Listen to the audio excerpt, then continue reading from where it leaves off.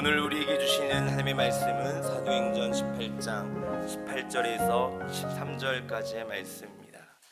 바울은 더 여러 날 머물다가 형제들과 작별하고 배 타고 수리아로 떠나갈새 브리스길라와 아굴라도 함께 하더라. 바울이 일찍이 서원이 있었으므로 갱그리아에서 머리를 깎았더라.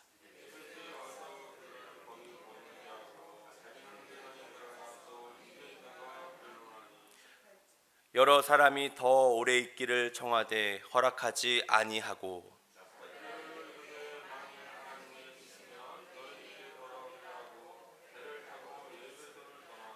가이사랴에 상륙하여 올라가 교회의 안부를 물은 후에 안디옥으로 내려가서 얼마 있다가 떠나 갈라디아와 부르스기아 땅을 차례로 다니며 모든 제자를 굳건하게 하리라.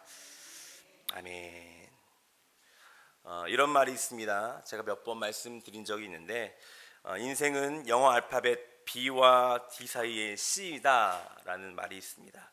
B는 벌스의 출생이라는 뜻이고요. D는 데스의 죽음이라는 뜻이고요. C는 초이스, 선택이라는 뜻입니다. 그러니까 인생은 B와 D 사이의 C이다. 인생은 출생과 죽음 사이의 선택이다라는 말이죠.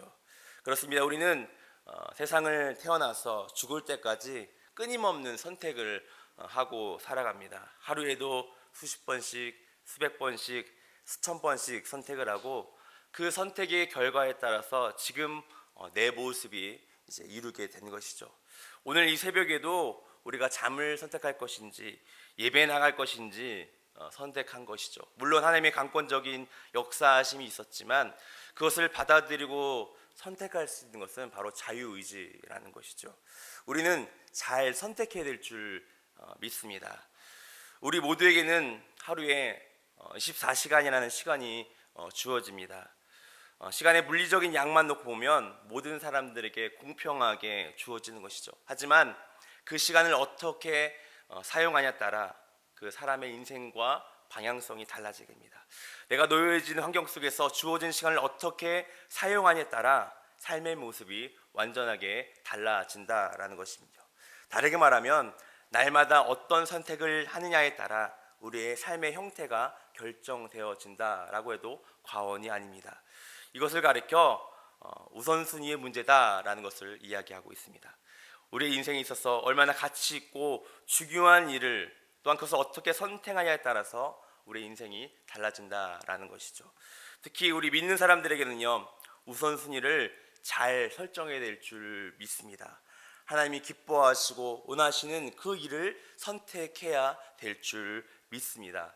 오늘 본문에서도요, 사도 바울이 이 우선순위의 선택에서 바르게 선택하는 것을 우리가 찾아볼 수 있습니다. 오늘 본문이 그것을 잘 보여주고 있는데요, 두 가지의 영적 교훈을 우리에게 알려주고 있습니다. 첫 번째, 생계를 위한 복음이 아니라 복음을 위한 생계이어야 한다는 것을 여러분 기억하시길 바랍니다.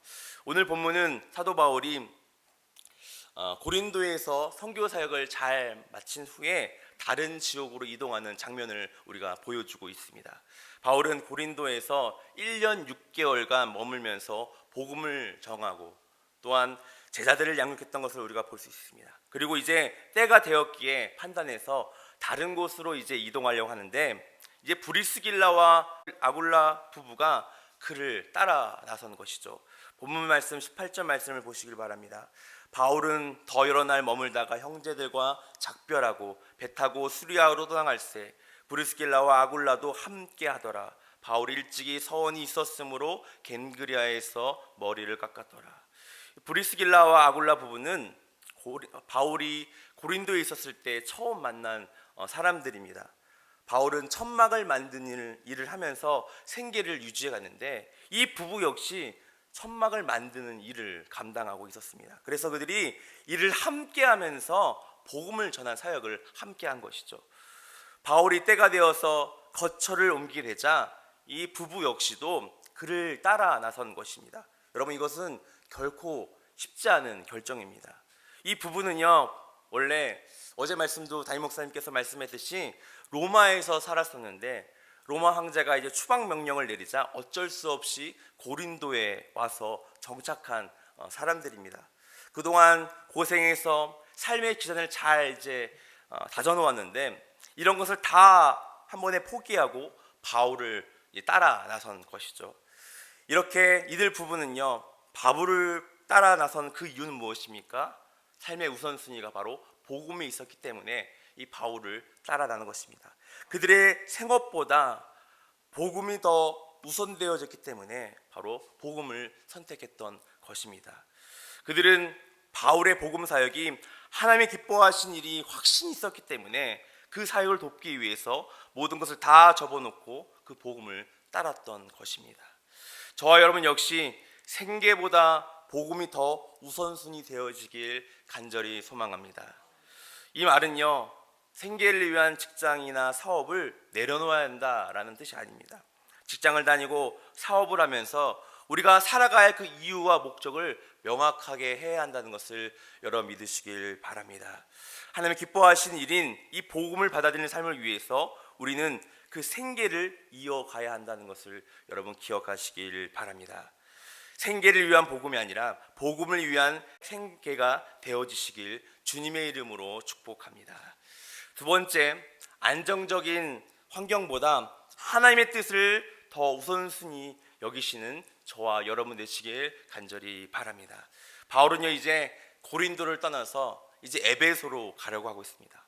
그리고 그곳에 있는 회당을 찾아가 유대인들에게 말씀을 전하고 있는 말씀이 오늘 말씀 가운데 이야기하고 있는데, 보통 바울이 회당에서 말씀을 전하면요, 유대인들이 강력하게 반대하고 박해하는데, 그러나 이곳에서 유대인들은요, 바울이 말하고 있는 말씀을 경청했던 것을 우리가 볼 수 있습니다. 소위 은혜를 받은 것이죠. 그래서 그곳에서 유대인들이 바울 보고 더 오래 머물러 달라라고 이렇게 요청을 하고 있습니다. 그런데 바울은요, 그 요청을 한 번에 거절하고 다른 곳으로 이동한 모습을 우리가 볼 수 있습니다. 20절, 22절 말씀이 나와 있는데, 여러 사람이 더 오래 있기를 청하되 허락하지 아니하고 작별하여 이르되 만일 하나님의 뜻이면 너희에게 돌아오리라 하고 배를 타고 에베소를 떠나. 유대인들이 박해한 것도 아닌데 도리어 마음을 열고 바울을 스승으로 모셔드리고 하고 있는데, 바울은 그들의 요청을 들어주지 않고 다른 곳으로 떠난 것을 우리가 볼 수 있습니다. 이러한 행동에 대해서 우리가 의아하게 생각할 수 있습니다. 모처럼 편안하게 머물면서 복음을 전할 수 있는 기회인데 그것을 머다하고 길을 떠났다는 것은 우리가 상식적으로 이해가 되지 않습니다. 그러나 바울이 한 이 행동, 한 이유가 있었습니다. 오늘 말씀 22절, 23절을 보시길 바랍니다. 가이사랴에 상륙하여 올라가 교회의 안부를 물은 후에 안디옥으로 내려가서 얼마 있다가 떠나 갈라디아와 브루시기아 땅을 차례로 다니며 모든 제자를 굳건하게 하리라. 여러분, 바울이 떠난 이유가 무엇입니까? 바로 제자들을 굳건하기 위해서 그 편안한 삶을 내려놓고 떠나갔던 것을 우리가 볼 수 있습니다. 에베소에 있는 사람들이 이제 안정된 모습을 보이자 그들은 그 모든 동역자들을 남겨두고 이제 바울과 이 부부는요, 힘겨운 상황 속에서도 복음을 전할 그 사명이 있기 때문에 바로 다음 사역지로 떠나게 되는 것을 우리가 볼 수 있습니다. 바울이 이러한 결정을 할 수 있었던 것은 삶의 우선순위가 바로 복음이라는 것에 확신이 되었기 때문에 바로 이것을 떠났던 것을 우리가 볼 수 있습니다. 안정적인 생활이나 환경보다 사람의 뜻보다 하나님의 뜻이 훨씬 더 중요하게 여기기 때문에 바울은요, 과감하게 그 선교지와 사역지를 떠나는 것을 우리가 볼 수 있습니다. 사랑하는 여러분, 우리 역시 안정적인 그런 삶보다 하나님의 뜻을 더 우선 둘 수 있는 믿음이 있으시길 간절히 바랍니다. 물론 일부러 고생을 하라는 뜻이 아닙니다. 평소에 사람의 뜻을 무시하라는 말이 아닙니다. 하지만 하나님의 뜻이 명확하다고 한다면 과감하게 나의 편안함과 안정성을 내려놓을 수 있는 믿음의 결단이 있으시길 간절히 바랍니다.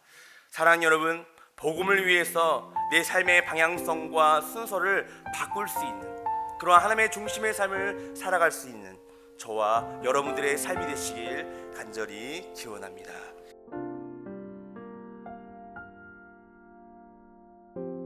주님과 같이 내